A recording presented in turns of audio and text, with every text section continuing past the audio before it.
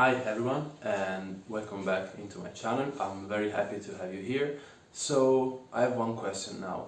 Do you feel like your grades have dropped since online classes began? When you close a Zoom call, do you feel like you've just wasted 2 hours of your time, or do you feel like you have lost all your interest and your passion in studying and in the subjects you're studying? Well, this happened to me and is happening to me right now. And for this specific reason, I made this video.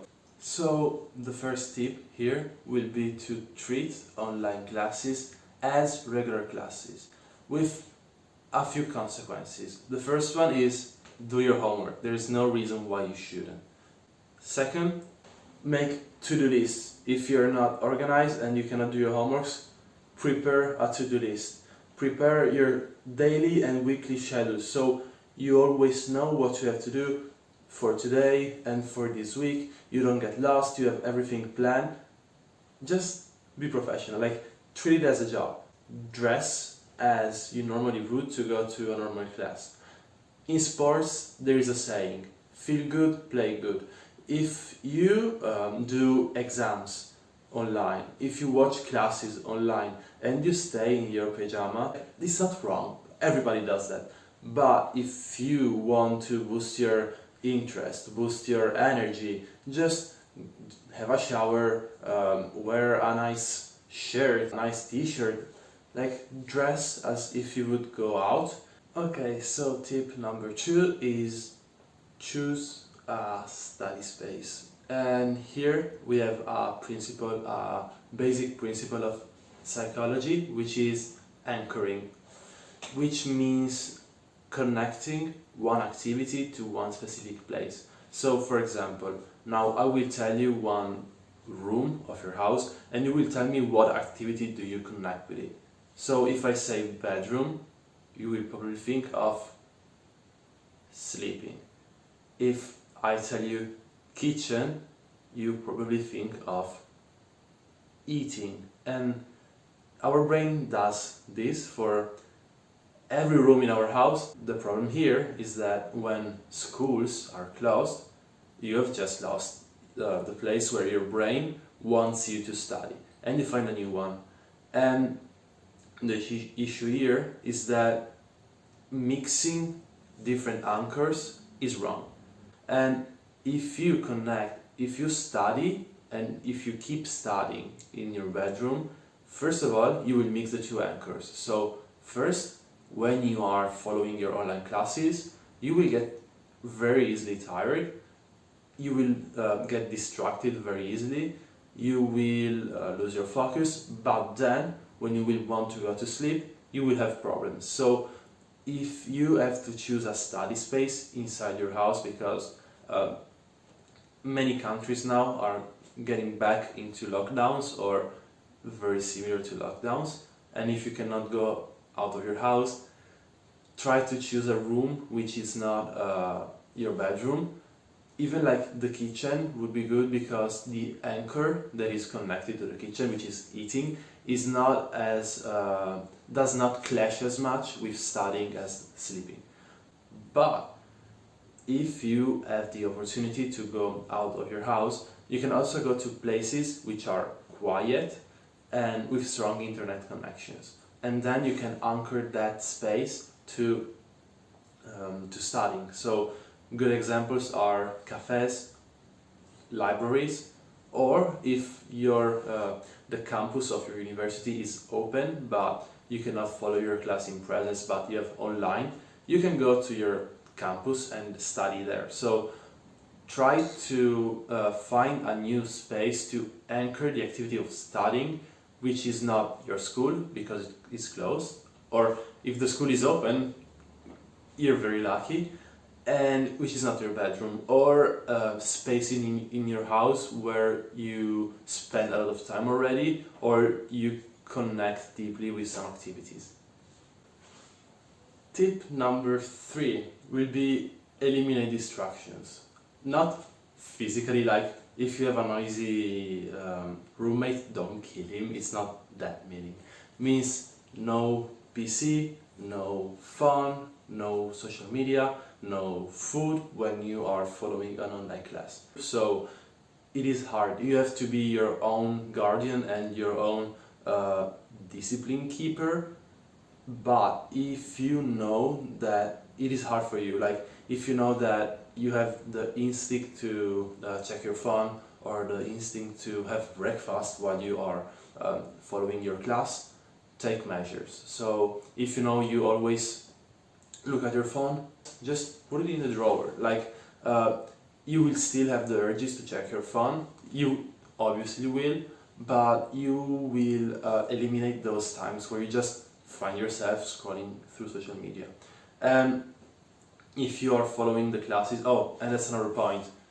If you can, like if you have the opportunity, don't follow classes on your phone, because then you get easily distracted. For food, don't bring food to the table, because I mean, it's like with the phone. If you have food on the table, you will eventually start eating, and if it is in the kitchen, you have actually to get up and go to the kitchen, take the food and come back.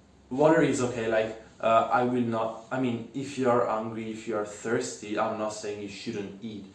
It's just that if you bring food to the table, it's easier to get distracted. It's all on you. You have to be your own guardian and your own discipline keeper. But that goes back to tip number 1. Just be professional. I know it is hard. I never say it is easy, but if you cannot do it, just take measures and be professional. Tip number 4, will be breaks. Just breaks are key. So don't just like study and when you can like do it no more, take a break, schedule it. So as in between sessions, I usually go for 45 minutes of intense or active studying and 15 minutes of break. So you get like 1 hour exam. And in that 15 minutes, I strongly advise, and I will probably sound like your mom and dad, but in your 15 minutes break, you shouldn't use your phone, your PC or any electronic screen, because it will be useful to rest your eyes, because if you follow your classes and then you also study on your PC and then you also use your phone during your break, your eyes will go crazy. So if you can and if you want to listen to my humble advice, in those 15 minutes do other things that do not involve screens. So go for a walk, talk to your parents, do a little workout, have a snack. There are plenty of things you can do that do not involve screens, and those will be perfect. While breaks at day offs are key, either once every week or once every other week.